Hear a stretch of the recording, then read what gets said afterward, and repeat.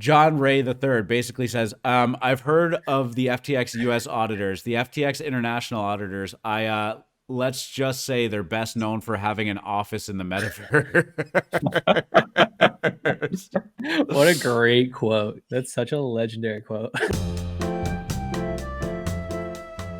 No, God! What's going on, guys? It's Thursday, and that means we're back for another episode of Exit Liquidity. It is episode 15. 1-5. We did it. 5 plus 5 plus. Yeah, We you did got it. You got it. 5.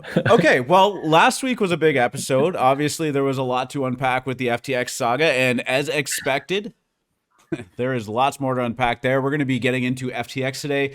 We're going to be getting into a little bit of Valhalla. Valhalla, one of the most anticipated NFT projects of the year, launching at not the greatest time in the market, but a couple details coming out, and we're gonna break that down for you. And then we're gonna talk about something that we haven't really talked about yet: the potential fashion meta for NFTs. What little attention is left seems to be shifting towards fashionable digital collectibles. So we're going to get into that for you. But before we do, I am your host, R2DGen, and I'm joined with me, as always, by DRTYMLK and Drip Cult. What's going on, gentlemen? How we doing, fam? Your name is an acronym, right? It's Dr. Thai Milk, actually. Dr. Thai Milk. I've never noticed that, actually. Yeah, Dr. Thai Milk. Oh, yeah, man. Well, okay, so how was your week? How was your weekend? What's going on? Have you been following the FTX saga? Are we getting burnt out on it? Is there, talk to me. Kind of hard not to follow it if you're just at least involved in the space in any capacity. But I will say this is probably the least plugged in I've been in since stuff started getting bearish. But I've still been able to follow it a bit. But yeah, been a good week. Trip, how about you?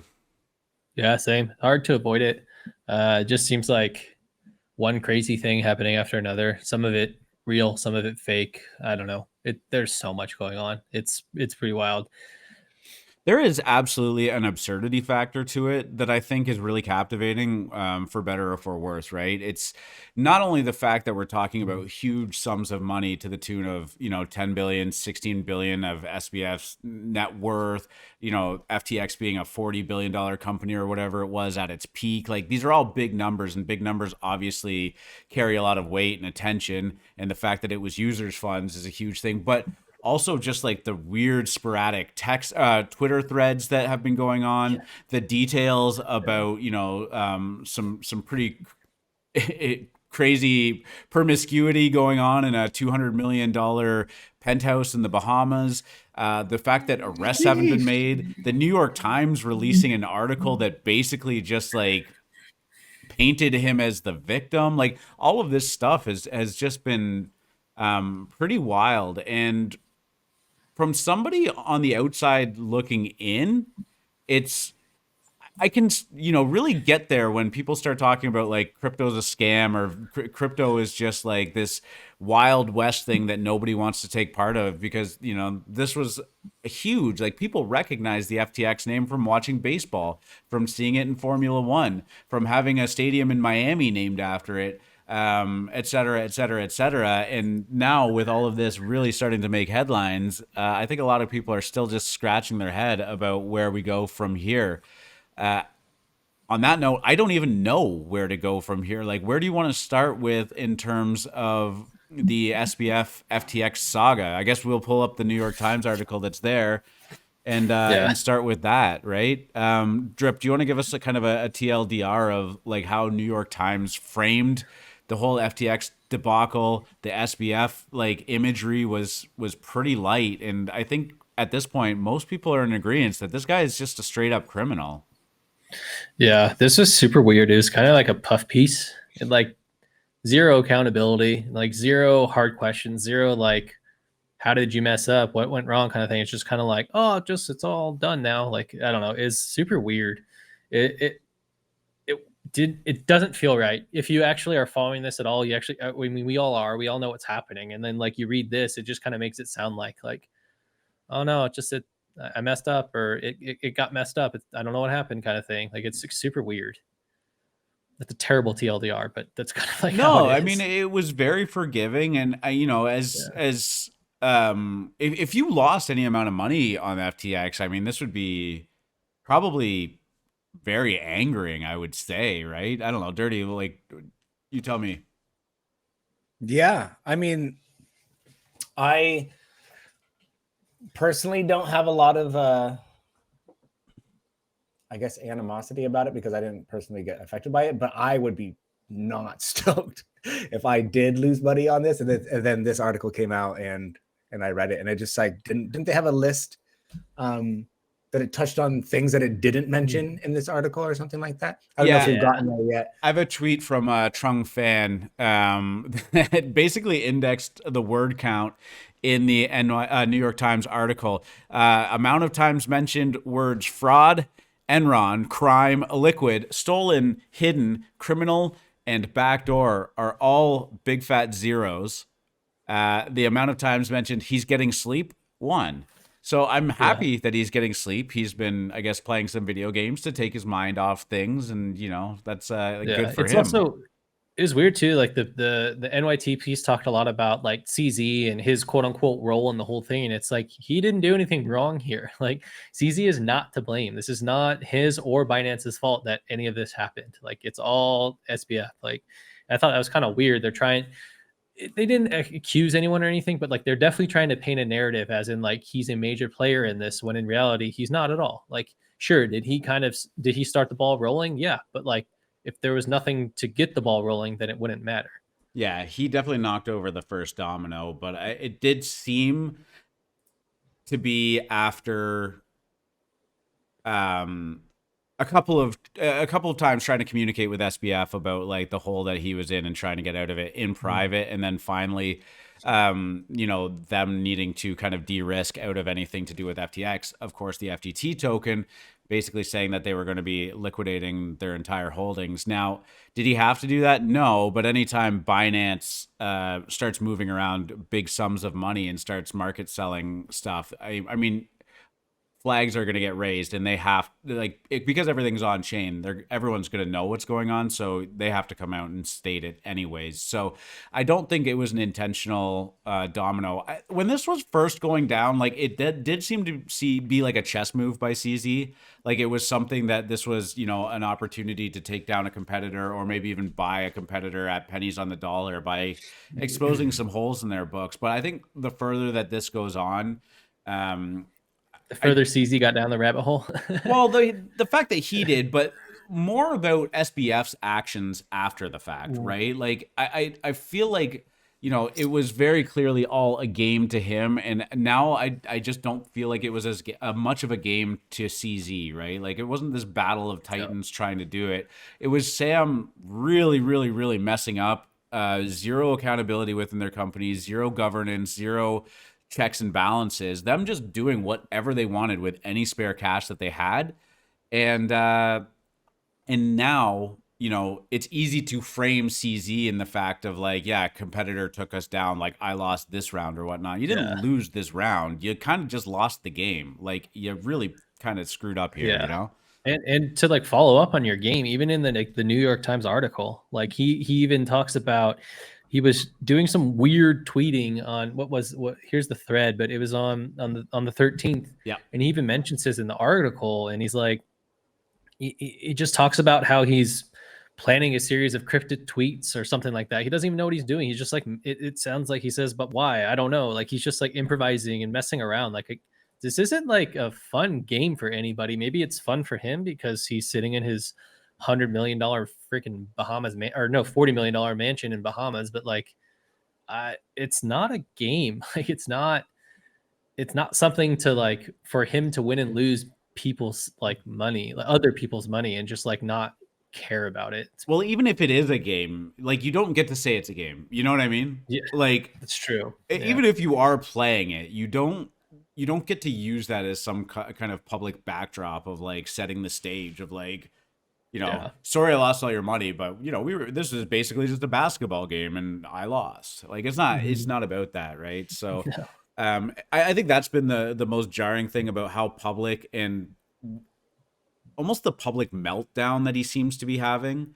Yeah. This thread was This very thread. bizarre, and there was a lot of speculation of what was going on with it. He tweeted out what at Yeah, this is 10 the p.m. first one. Eastern on November 13th. A half an hour later, responded with to H, and that was it for a while. And then the next day, he started back up with APPEN, like all in a Twitter thread format, right? Yeah. All each numbered. They were very deliberate. At first, people thought like, oh, maybe he got raided, or something happened in the middle of this tweet and he didn't get to finish it and he hit send. And then the other one came out a half an hour later, and it's like, is he trying to signal someone? Like, what are these weird things that he's trying to do? Because, half an hour later, all of a sudden, it's not like you dropped your phone and broke it, or like you're being held at gunpoint and now you get to just write the second part of your tweet. And then the next day coming out, people started speculating that he was using this to delete incriminating tweets, because if you tweet at the same time as deleting another tweet, the bots don't really pick it up properly. Of course, these are all archived, but I think it was maybe an attempt to keep the heat off and do this in silence. And some of the other actions about the funds disappearing and a lot of records in the database being deleted last Friday would indicate that, yeah, maybe there is some attempt to kind of just burn the house down before people can really figure out what was going on. It also it also comes across like he's crazy, and I think that's intentional. Like the old classic like claim that you're a psycho or Temporary whatever, insanity or something like that. Yeah, in court. Does that work for financial crimes? Like, or is that just what? Yeah. Sorry, I don't catch that. know. Like I don't know enough about the law of like what the recourse is for stuff like that. And of course, like he's living in the Bahamas, which does have US extradition, but their own financial institutions play by different rules. Of course, there was FTX US, which was supposed to be solvent at the time, and then that has declared bankruptcy. There's a lot of moving parts here, and I think everyone's just desperate for somebody to be able to put it all together properly. This is wild right here. Like a few weeks ago, FTX was handling 10 million a day. There was more leverage than I realized. So what can I do? Raise liquidity, make customers whole, and restart. What? Restart. What? Did he try turning it on and off again? Yeah. What? Like, first off, who's going to give this man money? Yeah. Secondly, what customer is ever going to trust this guy again? Like, where are you going to restart? Like, what? He has operated a lot as though like he's going to have a second chance, and that like this was just a road bump. Of course, he's been removed of CEO of FTX and all of the subsidiaries and whatnot. But I mean, everything that he says is basically just like, don't worry, this is just a hiccup. We got this. And he don't got this. A lot of this just literally just reads like 18, truth and beauty. Like it just reads like he's been on like a coke bender for like the last few days, and it's just now someone finally gave him his phone back, and he's just been tweeting. Like, he would have made more sense if this was a coke bender. Well, I mean, the drug. Apparently, the amphetamine use in that house was awfully high too. Right? Oh, that's true. Dude, you know what this actually kind of reminds me of? In all financial organizations is extremely high. I'm pretty sure. All right. Like, I don't think I've seen that like thrown around a lot. I'm just like, do you realize how many people do drugs all the time that are extremely good at their jobs as well? Maybe not this guy, but like, I don't know if that's the. I actually haven't seen any of these tweets. I didn't realize he kept going, but I was gonna say, you know who this kind of reminds me of? Yeah. And not in the sense because he wouldn't admit this, but like this kind of reminds me of Trump tweets. This like crazy chaotic, just like saying stuff. Just stream of consciousness, like stream of consciousness. And then there's probably your team of lawyers behind you being like, please just put the phone down. Like, can we please not do this? Absolutely. I mean, the current CEO who's been who's replaced Sam Bankman-Fried to kind of restructure the company and go through the bankruptcy process has basically come out and just said this is like the worst handling of a company that he's ever seen. And this is the guy who dealt with Enron. So that, I mean, should say something. Okay, so this one says, What, roughly 25% of customers' assets were withdrawn each day, $4 billion. As it turned out, I was wrong. Leverage wasn't $5 billion, it was $13 billion. $13 billion leverage, total run on the bank, Almost total collapse in asset three. value all at once, which is why you don't want that leverage. Shrapnel. Like, Wow. why follow that up with shrapnel though? Like, I don't get what's happening here. I tell you, dude, this is just like, yeah, None of this I don't know. says that Maybe, he yeah, takes maybe it this is his seriously, like, and none of it says that he's sorry, despite saying sorry at least a dozen times in that initial tweet thread. I don't know. Regardless, there's also been a lot of leaked tweets or DMs with SBF, and if you ever doubted his sincerity from the get-go, you would have been completely right, because as he goes on to say in these things, it was all a facade, all a front. Even this effective altruism idea, which is been put to the jury right now, never seemed to be genuine. yeah, sweet. Yeah, so he, hate he this. says, so the ethics stuff, this is the interviewer messaging him, and says, so the ethics stuff, mostly a front. People people will like you if you win and hate you if you lose, and that's how it all really works. And SBF replies with, yeah, I mean, that's not all of it, but it's a lot. The worst quadrant is sketchy plus lose. The best is win plus question mark. Clean plus lose is bad, but not terrible. He is really, really getting out there. It's, I don't know. It's, yeah. If this is how, I mean, like, I assume this is how he talks just in general, because I assume this is just like a message with a quote unquote friend or someone he at least has some correspondence with. And like, if that's how you're talking just in general, like, it's got to be impossible to communicate with this person. I mean, maybe it's intentional, or maybe that's just his thing. I don't know, but does it not really strike you as though it's somebody who really believes that they can't be touched? Yeah, I mean, he keeps saying like, "I'm sorry, I'm gonna do whatever I can to make this right." It's like, bro, like, you didn't bring me French fries instead of hash browns. Like, you lost. Like, this is like billions of dollars that nobody's going to trust you with ever again. Like, there's not really any making this right, and you saying sorry just makes you think that there is a making this right, and that you didn't, and that you could fix this, but you can't really fix this. yeah, this is just, Yeah, I think you're spot on in the fact that, like, who's going to trust this guy with their money? Who is ever going, like, where does he go from here other than prison? Like, if this guy doesn't end up in prison, I think it's going to be like just an indictment on everything. I don't know. I guess if you give it enough time and you kind of rinse out the people that are here now, the next crop of people could potentially fall for whatever he has. I mean, what's his name got a second shot? We were talking about it not too Jordan long ago. The Belfort. WeWork guy. Oh, him Oh, too. Yeah. Yeah. So, I mean, it's not out of the cards. I mean, the dude knows how to raise capital, and he knows people. So, Doesn't Vlad still run Robinhood? yeah. Yes, he does. Yes, he does. in terms of the WeWork guy, though, I mean, he just didn't do a great job of running his company, right? Like, was there this much fraud and complete negligence involved? I think there was a lot of abnormal spending, unnecessary spending, but Yeah. I mean, I'm seeing know. things about Alameda Research gave Sam Bankman-Fried a $1 billion personal loan. Elon has come out saying that SBF contacted him when Elon was wanting to buy Twitter and wanting to put up upwards of like $4 billion of liquid cash into the deal, which maybe he had at the time. I'm trying to track back when the price was, like what the price of cryptocurrency was, and maybe. And I think that's the other thing too, is we're not really sure when all of this started going really badly. I think the collapse of Terra Luna was probably the biggest domino to fall in that. But if you want to go back to the inception of FTX, like FTX really exploded onto the scene from basically just general obscurity into, Super Bowl commercials, Tom Brady commercials, Larry David commercials, naming of arenas, sponsorships of the MLB, sponsorships of F1 teams, like all of these things all of a sudden just propelled them.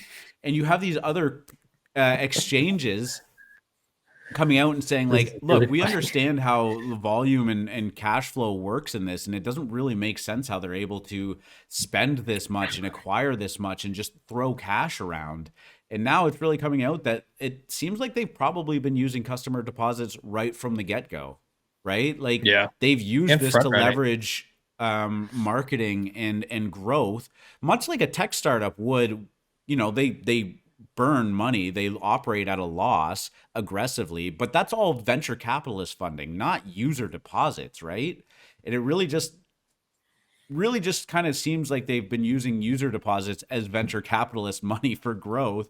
And now when, the tide went out, they got caught with their pants down, right? Isn't that Or literally swimming the naked. definition of a Ponzi scheme? Yeah, I mean, it's you're robbing Peter to pay Paul. New Yes. deposits are paying back old deposits, right? And eventually, if you get too many people trying to cash out at once, which was the bank run of $5 billion, it collapses.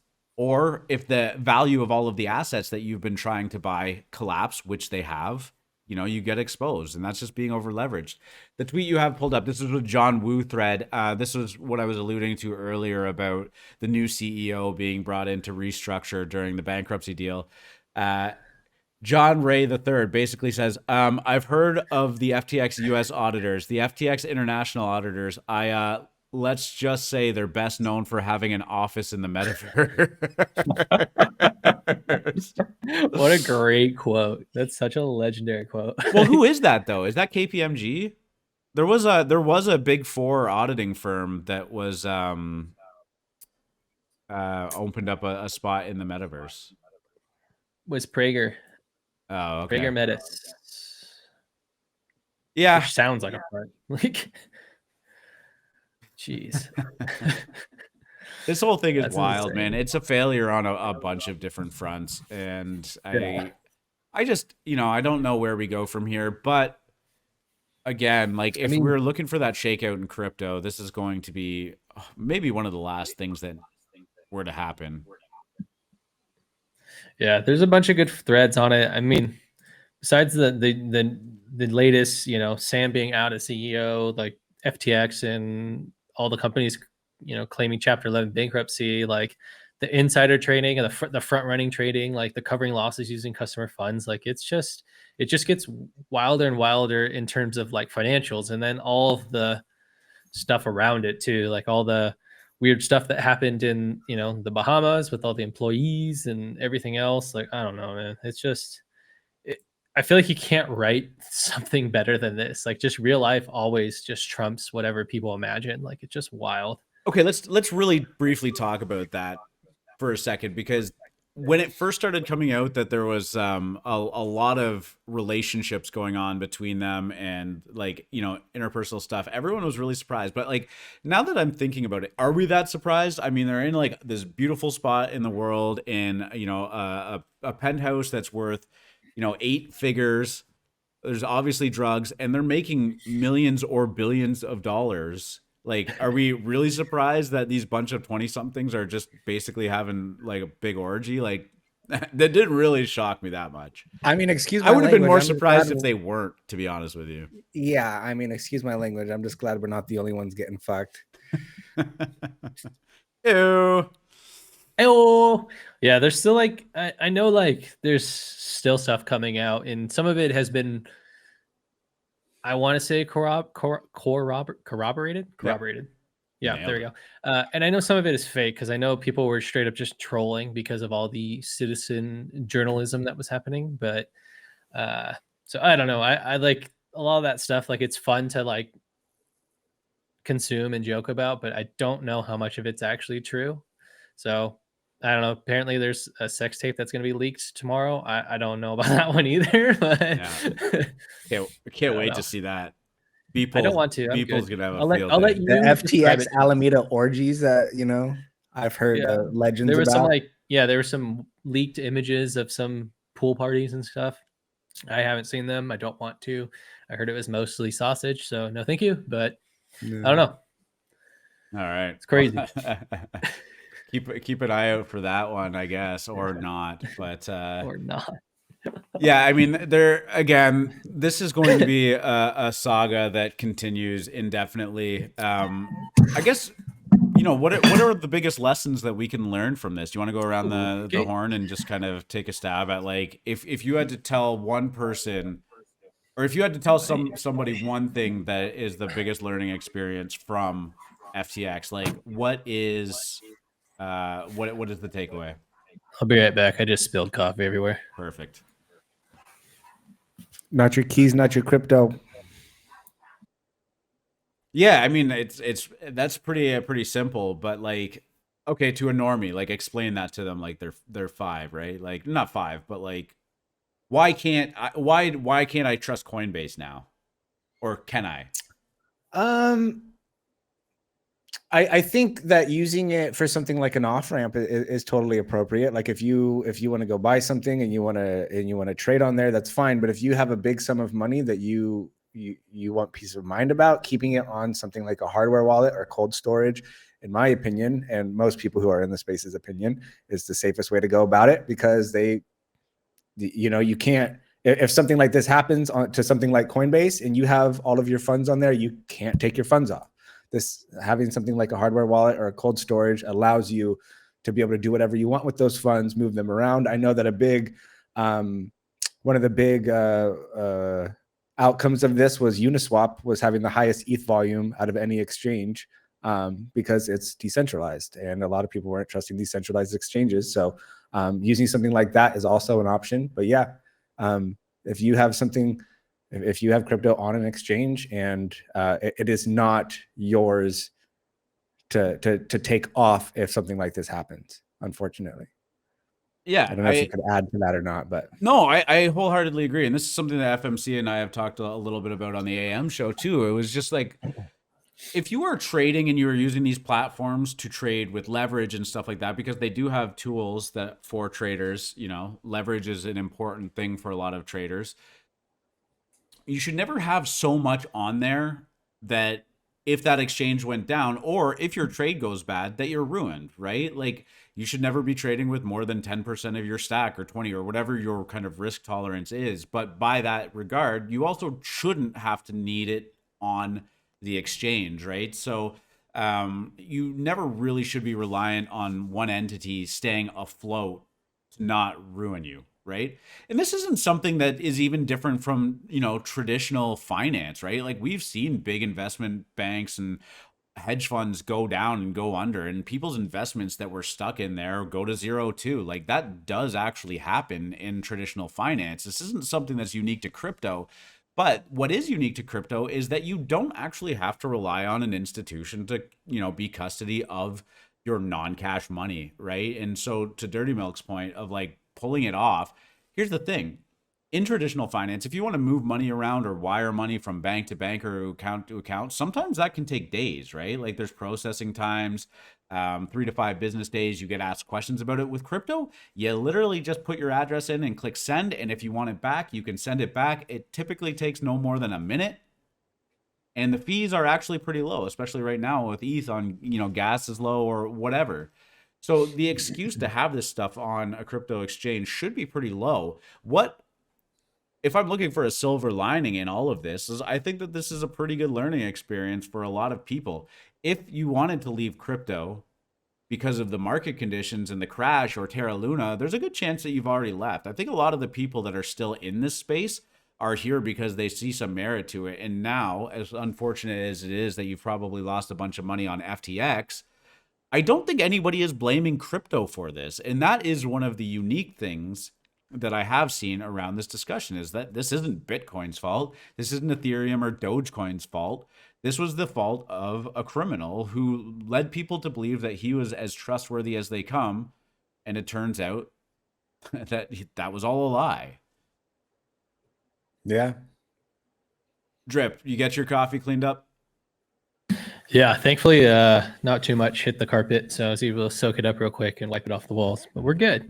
Just a little water everywhere. But anyway, I agree with both your points. What's your takeaway? Mine was, if it's, I mean, obviously, not your keys, not your crypto is number one, like bold, double stamp. But the other one is like, if it sounds too good to be true, it is. And like, I kind of mentioned this last time, but I had a buddy asking me before all this, asking me about like SBF and FTX and then buying everything and getting their fingers into every single pie. And I was just like, yeah, that's ridiculous, especially during the bear market we were in.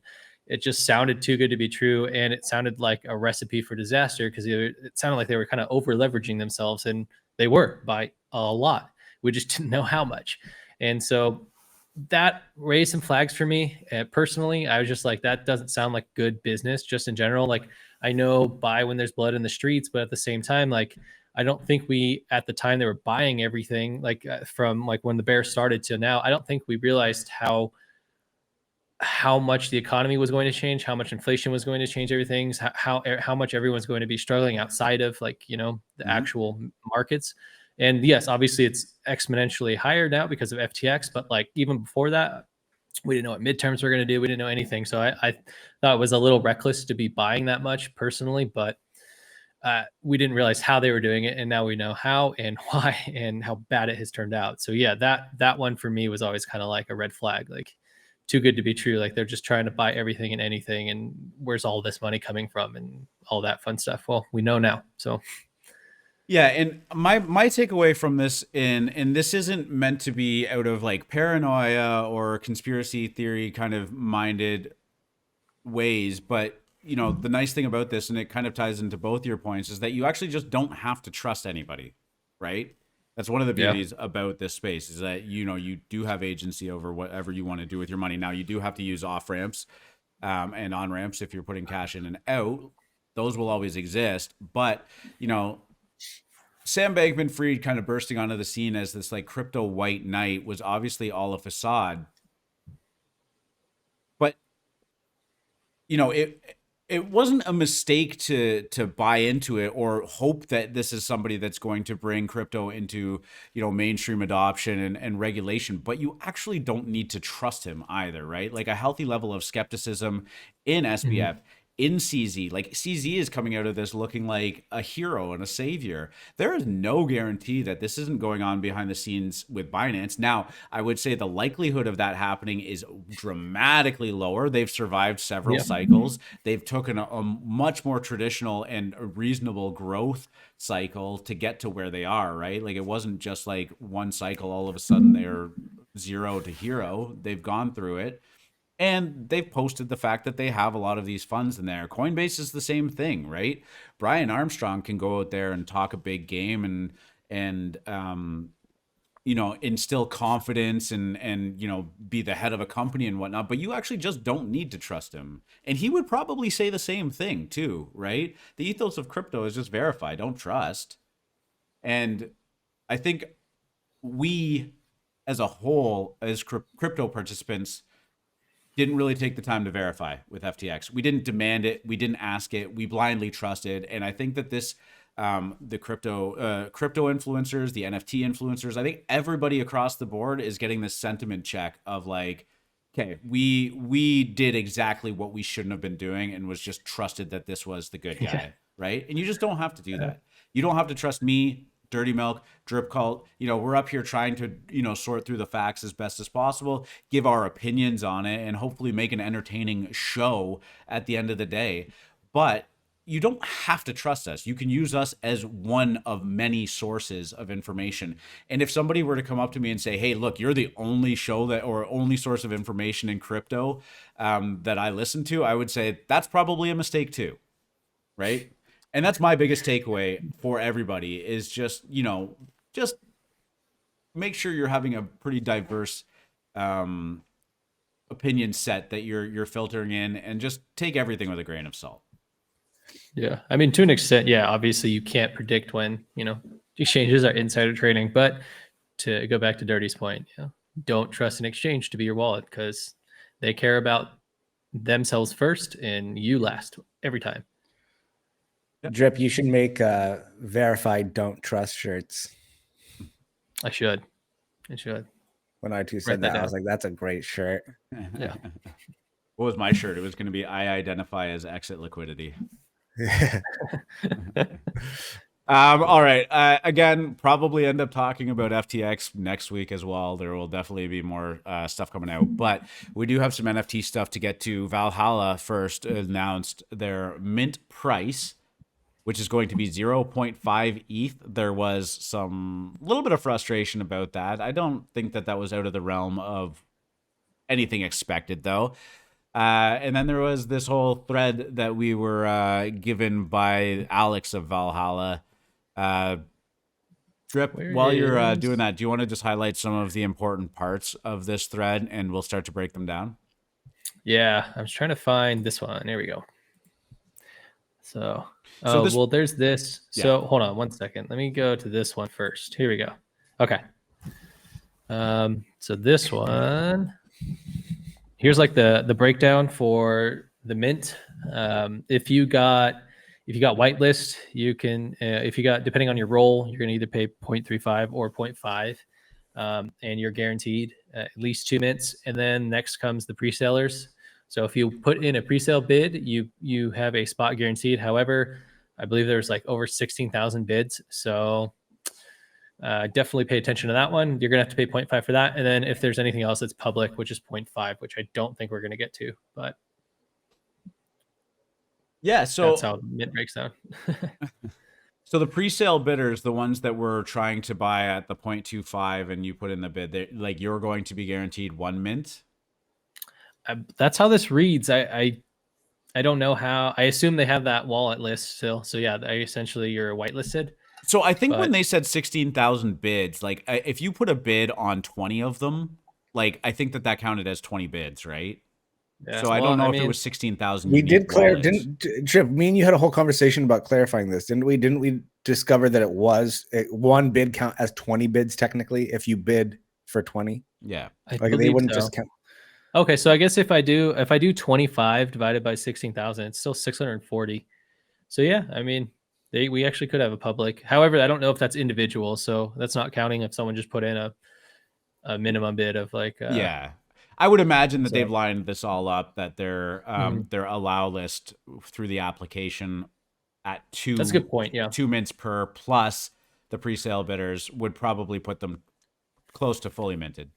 Yeah, I think there's how many are people on the allow list? Like on the first whitelist, I think it's like 3,000. So then this is probably like another 1,000 to 1,500. Yep. So yeah, there actually might be a public. I totally forgot that it's not. It was individual. They counted the individual bids, not groups. Right.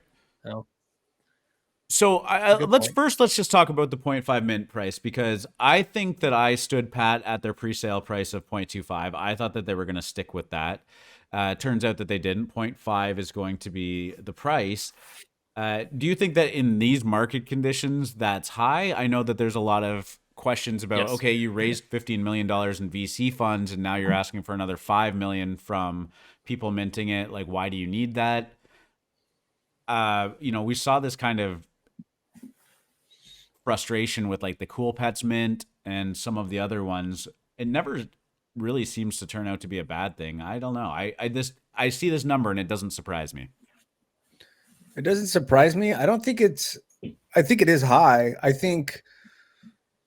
I mean, for a while, like the higher the price meant, the less likely it was to just absolutely tank, in my opinion, just from what I've observed. I've definitely been burned with that mindset before, though. So just make sure you're not, I don't know. Hey, raid party. What's it called? I don't like this justification that they're putting up. I think that was an extremely, I think on our pre-show, R2, I think you clarified why. I still am in, this just seems like especially considering they're very similar projects that they're listing here, So I just think that this hey, by the way, I know this seems high. It's like they're acknowledging that it's a high mint price by doing this. So I don't know. I mean, Find it odd. when I clarified it was my own like speculation as to why they would. I still don't think it's a good price or a good look. It's you know, it's like we're setting this price, but hey, like look at these ones. They were more expensive than us. And it doesn't really like account for the atmosphere of when those projects minted, what was going on in the NFT market, what those projects are trying to achieve, right? Like are these actual like real comparables? Like is it fair to compare Valhalla with CloneX? I don't know. You guys tell me. No. But, you know, to say like, well, zero point 0.5 isn't really that expensive because not only was CloneX 3 ETH at the time, ETH was worth, you know, $4,000. And lo and behold, like, look at us. We're only minting for $625. I just don't think you need to justify that. It's not like Kia puts out a car and says it's $20,000. And, you know, well, that might seem expensive for a Kia, but, you know, Mercedes sells cars for 80,000. So, you know what I mean? Like, am I wrong in that comparison? It doesn't seem like a good marketing tactic to me. It doesn't make Yeah, me and feel on more top of that confident is about it. Azuki and Clone X both went over 20 ETH floors. So it's like looking back, like if they posted this before they minted, I mean, one thing, but it's just like it's a hard argument now when both of those projects have gone over 20 ETH. Right. It's like And they okay, call so if them you their guys don't do peers, that same right? spread, what? And they said based on our peers, right? Like Yeah. when we benchmark ourselves against peers at time of mint, we believe we've delivered exceptional results. What results have you delivered? And what is your what, you know, why are you putting yourself as a peer towards CloneX and Azuki? Especially, I don't know if we've touched on this, but Drip, you mentioned something earlier that most of their funding is going to Stacked, which is their streaming platform, which is now separate from Valhalla. And then they're bringing in 5,000 ETH through the Valhalla mint. But if most of that money from funding is going to Stacked and Valhalla is now mainly a PFP project, why do they need 5,000 ETH or $6 million? I Yeah, get wait, it. hold on. Before we get into that one, I want to go back to the price because I didn't get to weigh in on it. But also, like, I think they kind of screwed themselves with their pre-sale. They didn't have a choice; they had to go higher. And in this bear market, that sucks. I think it's still going to sell out. Why do you think they had to go higher though? Yeah, I didn't. Higher than the pre-sale? The people who, oh yeah, absolutely. How would you feel if you like, if you pay, if like you had, well, remember, like the pre-sale guys, they have to lock up for 3 months. So they're not going to be able to touch their NFTs until January, end of January. Right. So like, yeah, like I would assume I would get some kind of benefit besides just minting, like price wise or something, some kind of extra utility if I was going to have to lock up my my NFTs for 3 months. But so the way I interpreted that, I always assumed it was going to have to be higher. Also, I still believe it would have been around 1 ETH if FTX didn't happen. I genuinely believe they would have shot for 1 ETH. I think they know they wouldn't get that in this market. But if the market was still the way it was before FTX, I think they still would have shot for 1 ETH, hands down. Okay. No, that's fair. I mean, I just wanted to hear your thought process of like, you know, why you thought it was you know, having to go higher than the pre-sale. It makes sense. Yeah, because I mean, if it was a pre-sale and they didn't have to lock up, then maybe not. But like you considering that like everyone who got in on the pre-sale is going to have to sit here and watch their NFTs probably drop down below whatever like they're gonna watch it run up and then they're gonna watch it run down and they still can't do anything about it. They're locked up for 3 months. Well, I would be so a third of your supply is locked up for 1 month, another third is locked up for 2 months, and then the final third is locked up for 3 months. But yeah, I get what you're saying. yeah. But I mean, like all the price action is going to happen in that first day, if not first couple days. So it's like if you and I assume the people who are willing to lock it up, they don't need the money and like they're okay and comfortable waiting.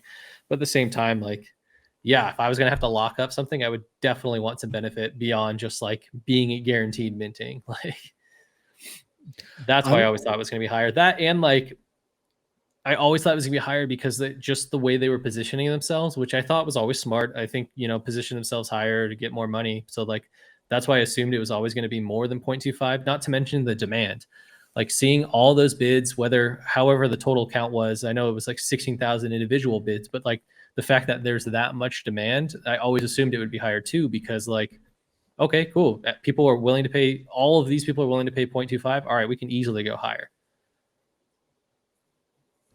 True. I'm curious on how this goes now because like when Art Gobblers minted and just like ran up to like 28th in a couple of days, I was like, wow, like I wonder if Valhalla has similar hype. That was all based off the Ponzi, though. Yes, but then KPR minted and just that like but didn't KPR? They kind of got screwed. They kind of minted into the FTX catastrophe. So they minted into so much uncertainty. And like I mean, KPR was in no capacity nearly as hyped as Valhalla, but just considering how well it hasn't done is just, in my opinion, is a good like read of just market sentiment right now. I think they also, we talked about it too earlier, they kind of shot themselves in the foot by KPR is like art and only art. Like, and they're like in their Discord, it's like, be excited for the art, be stoked on the art. It's like, okay, but like what else are you doing? And like they have nothing. So getting back to what you were saying and kind of going into with the 15 million and the Stack platform, that's where Valhalla is extremely different because they did get some funding. I believe it's right. Where is it? Right here. So they got 15 million in funding. So an easier way to look at this and understand this is there's two companies. So Stacked is the parent company. Think like Yuga Labs and Bored Apes. Stacked is the parent company, and Valhalla is just a project done by the parent company. They're two separate entities. The funding was for Stacked, and that's where the $15 million is going. Valhalla is just a PFP project that's potentially going to raise $5 million. And that's it. It's just a PFP project. They've alluded to utility potentially, and they've alluded to maybe integrating it somehow into the Stacked ecosystem, which is potentially going to be a streaming platform. But other than that, Valhalla, as it currently stands from the tweet thread I saw, it's just a PFP. I'm curious because if it's just a PFP, this is just going to absolutely get obliterated once people realize that, especially considering I don't know how they're able to sponsor all these Twitch streamers because Twitch would not allow that ever to let a new platform to sponsor some of their biggest streamers. So my point is like, what I can't imagine that Valhalla is only a PFP project because they know that would just absolutely if the 15 mil was only spent on Stacked and Valhalla and we were all just minting PFPs, then that's it for. Yeah, I mean, that's what Alex said in this. So like to kind of go on to your original idea when you were talking about the 5,000 ETH in this thread, I can dig through and find it, but in this thread, Alex literally says, yeah, as of right now, it's a PFP. That's it. That's all it is. So I think it's in this exchange with Owen. This one gets super lengthy. Where is it? There's like a bunch of threads within this thread. So give me a second here. I'm not. Yeah. I mean, these companies within companies and owned by this one and funded by that one. I mean, aren't we just dealing it's potentially misleading though? But aren't we just dealing with that with FTX right now? Where it's just like FTX had Alameda. Alameda was separate. But this allows Valhalla to come out. And if they don't want to spend, this allows Stack to come out to basically be like, we don't need to do anything with Valhalla. Like, we got your money. Now we're just going to, like, because we, from the get-go, are now saying it's a PFP project, they don't have to ever provide any utility for Valhalla, and they could just focus on Stack. And now they have funding from Valhalla and $15 million in VC funding. So they've got like $21 million in funding now. I'm not sure that they never would have had any kind of utility towards the Valhalla PFPs, though. Like, I guess some clarification on that would be nice. Well, yeah, especially now with the half ETH mint price. I don't know. I mean, I typically do believe that if there's exposure for one, that rising tide does lift other ones, because there's always that thing of like, well, you know, why would a Simpsons NFT be valuable? It's not like you have any utility for the Simpsons. Well, no, but it's a collectible from, you know, a very high profile IP. So I guess I can get behind the fact that if Stacked is successful, Valhalla by extension should be too.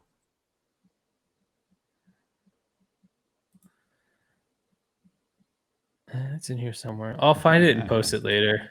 Yeah, it doesn't. It's not that important. We should move on to the next one. We got a little bit left to cover. This one will probably be a bit shorter, but one of the relatively big things to come out of NFTs this week was the Nike.Swoosh platform being announced. Also, 10KTF was acquired by Yuga Labs. 10KTF is something that I've been really bullish on and have said so in the past.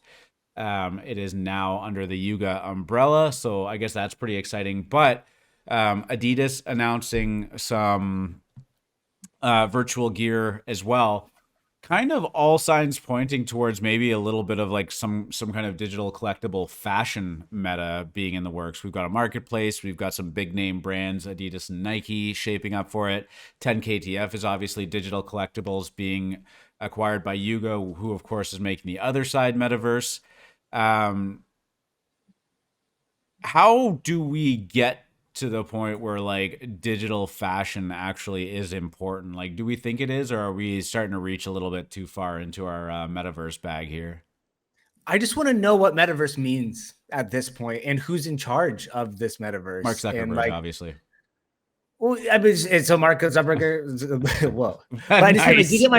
do you get my point though? It's like, yeah, this is all cool. This is great. I think it'll do well, but we don't even have the like infrastructure for this yet. We're just it's I'm just confused on how, like, what is the metaverse at this point? Who is making the metaverse? Is there one? Why is there more than one? If there is more than one, like, it's just, for me, I just, this all seems great, but it would be like making wheels for a car without ever inventing the car and having any idea of what a car actually is. And we're like, look at these wheels and tires, bro. Like, look at this. This is sick. Let's sell them. But you're like, that's awesome. But and I understand does the fact that the wheel was invented enable the creation of the car? I mean, I like to the answer to that question is yes, but I don't think that's the same scenario personally. Yeah, I get what you're saying too. I just think that this stuff actually already does exist, right? Like, I have been a big supporter of the fact that we already exist in the metaverse. The three of us communicate in Discord completely online in this digital setting with our PFPs as animal JPEGs and stuff like that. Kids play Fortnite. They attend concerts in it. They have skins that they I'm air quoting here, own, but they don't. Like, digital fashion is very much already a thing.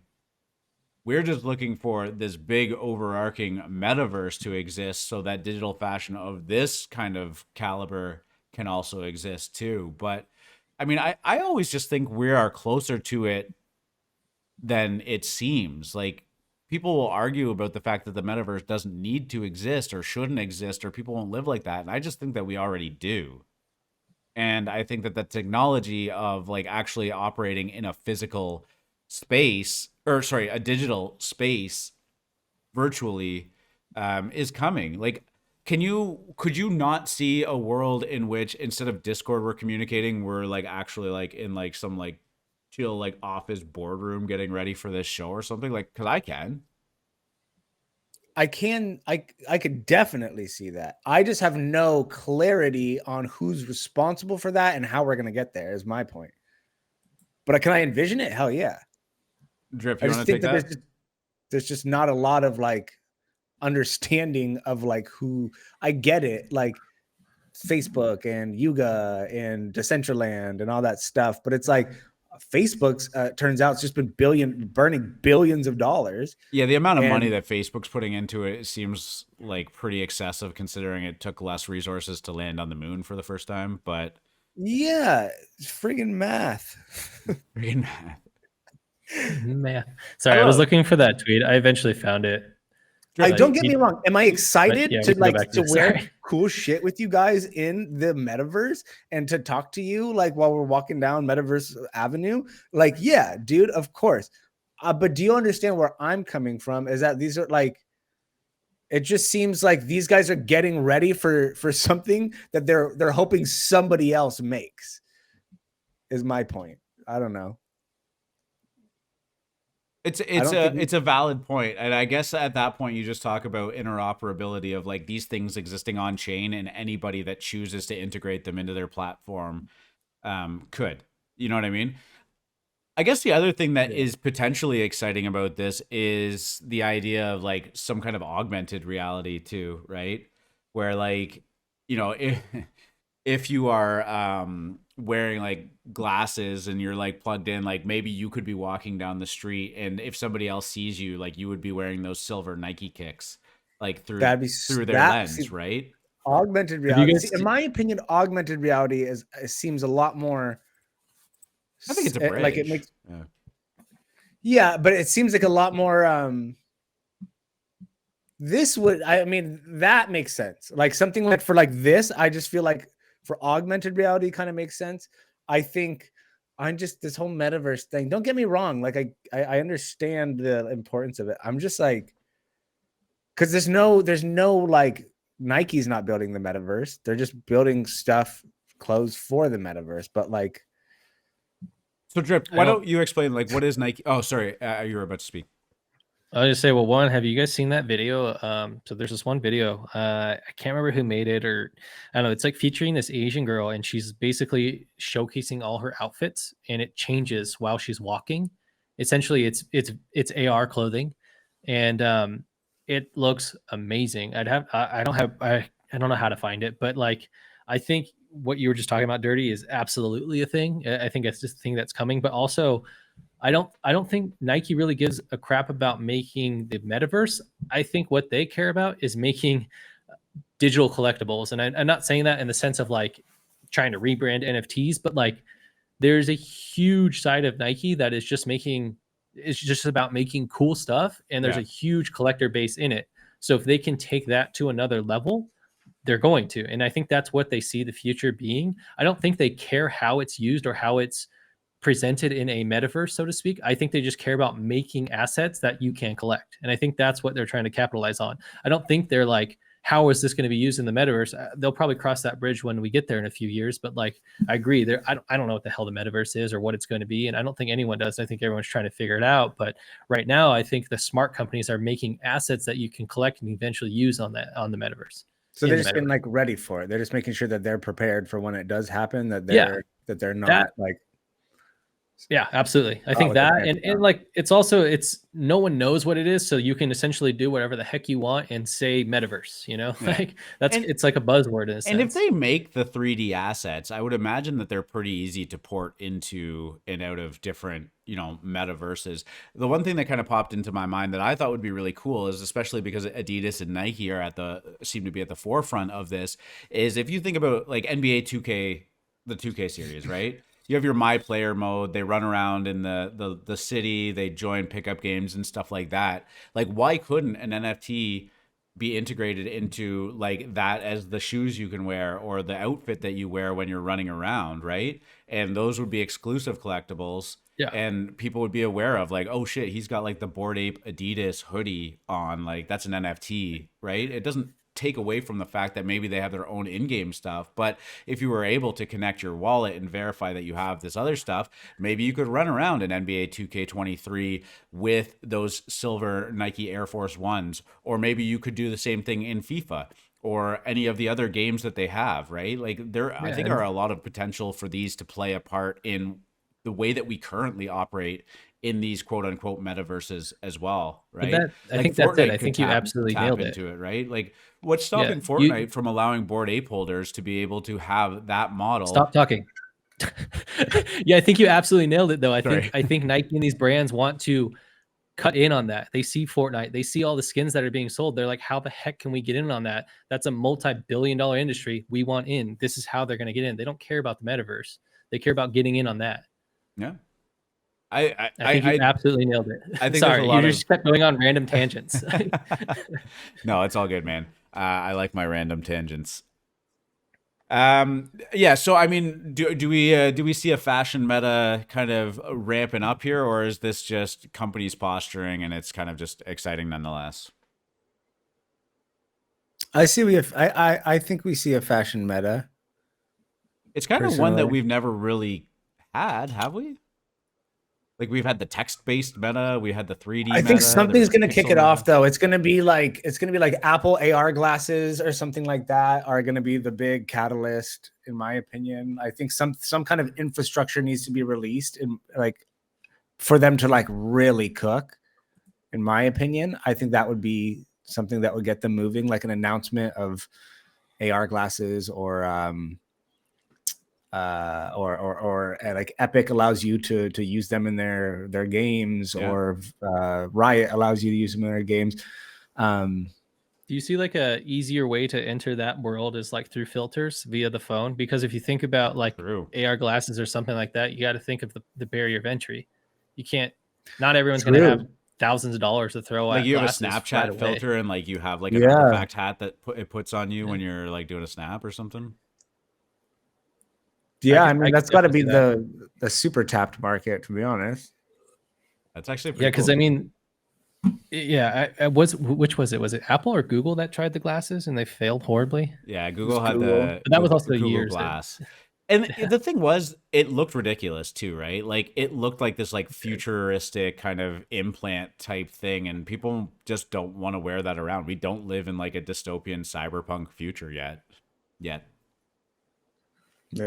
But like, you know, the normal like Ray-Bans having this technology in it, like yeah, people are gonna rock Ray-Bans, and if you can have like a heads-up display and augmented reality built into the lenses of it, like that's pretty dope too, and you don't look like a you know whatever while you're rocking them, right? Like there was a point in time where Bluetooth headsets were like the lamest thing you could be wearing, right? And then the AirPods came out and people were like, yeah, but those kind of look cool, Yeah, it's right? true. Like Sure. Apple literally took a technology that people would like shun you for, like, oh, look at this douchebag with his Bluetooth headset walking around, and now everybody wears AirPods, right? So I think it's more of just like a fashion thing than anything, to bring it Yeah, full circle. I completely agree. Circles. We like the circles. All right, guys. Anything else that you want to talk about before we wrap up episode number 15? Wait, what do you guys think? Actually, yes, I have one question for both of you. What's your prediction on the next crazy thing that happens around the FTX SBF thing? Oh, Um, Or is there anything that can top what's already happened? That's actually also a valid question. he gets reinstated as CEO. yeah. That would be crazy. Low likelihood, I would think, of that happening. Yeah. I think the craziest thing would be like him not getting arrested, which doesn't seem to be happening. I mean, it seems like people know where he is and he's talking to, you know, interviewers and people and still tweeting. Like that, I think is already the craziest thing, is like, how is this guy not in some kind of custody? They probably need to form a case, no? Like, I'm sure Yeah, they're I was just gonna probably say, trying to figure out how many laws he broke. yeah, has he been charged with anything yet? I don't know, but it seems like I he's don't think so. basically self-incriminated him more than a few times himself. I think the next big headline is like SPF just disappears. And I don't know if that's him trying to just evade prison or if he gets disappeared. He gets disappeared. Yeah, well, I mean, it was already speculated that they were trying to find their way to Dubai, and then Caroline was in Hong Kong and also trying to find their way there, and they got caught trying to make an exit. So like maybe they're kind of just in like Bahamas prison, where like, yeah, you're here but you can't leave. I think they would have left already if they were able to. So maybe they're not like arrested yet, but maybe they ain't getting off that island. I don't know. In terms of We'll the see. craziest thing though, like if it were to lead to like all people also discovering that's like CZ and Binance were having the same issues, like that would be the real bad thing for crypto. I think all Yeah. faith would be lost. I think people can wrap their heads around what FTX did, but if it turns out that like literally everybody else in the space is doing it too, like I think that, you know, we have some serious problems. I gotta say, like I'm really surprised at how well coins have held up during this. Sure, and the Yeah. inflation coming down might have propped it up a little bit in some favorable economic circumstances, but I mean, if you would again asked me 3 weeks ago, what FTX collapsing and being insolvent would have meant for this industry, I would have said $500 ETH, no doubt, sub 10K Bitcoin. Like, it would have just felt like the obvious answer. So Yeah, I have a feeling whatever happens next, it'll probably be like even wilder than we can imagine. So that's what I'm expecting. That's what I'm strapped in for. I'm pumped. Buckle up, baby. Pumped for the Netflix documentary. Actually, I hope HBO picks up this one. Have you guys watched The Dropout, the Theranos one, the story? I think I have. I So watched good. something on it. I don't remember what it was called, Yeah. but Really good job of that. So I hope it's at They least did of great. that caliber. That was Hulu, wasn't it? Disney, it's on Disney Plus, I think. Oh, is it Disney? I don't have Disney, but I watched it, so Yeah, I don't know. maybe. I don't know. You guys have different streaming platforms than me. Oh, good point. I Yeah. don't think you got. Do you guys have Hulu over there? No, I tried to get it Oh. one time and I can't subscribe to it. So There you go. That's okay. That makes more sense then. you guys don't have Hulu in Canada? correct. We have Crave though. Do you know what Crave is? You have Crave? No, what? Yeah, Crave Crave is also the food handles all delivery the service. HBO stuff and Stars. Oh, Oh, Yeah, you don't have Hulu in Canada? correct. in this edition of what you don't have in America, or what you have in Canada. You guys have cars and stuff? We're getting there. We've almost hit that Yeah. level of technological. We're still trying to invent the wheel. Thanks, Dirty Mo. Yeah. All right, guys. On that note, we do have to wrap up episode 15 of Exit Liquidity. Thank you so much for your time. As always, check out exitliquidity.io for the newsletter. It's going out consistently every week or twice a week, Tuesdays and Fridays, and it's always a great read. Thank you so much for Drip Cult for putting that together for us. And if you liked this episode of Exit Liquidity, make sure to like it. If you're not subscribed to the Alphaman channel, we do this and tons of other content. And also, if you have any friends that are interested in crypto or whatnot, I like to think that we're a pretty easygoing, low stakes entry point into just talking about some of the concepts and what's going on. So maybe share it with a friend if you think they'd get some value out of it. We appreciate that as well. Gentlemen, always a pleasure. We'll do it again next Thursday. Later, fam. See you guys. Peace.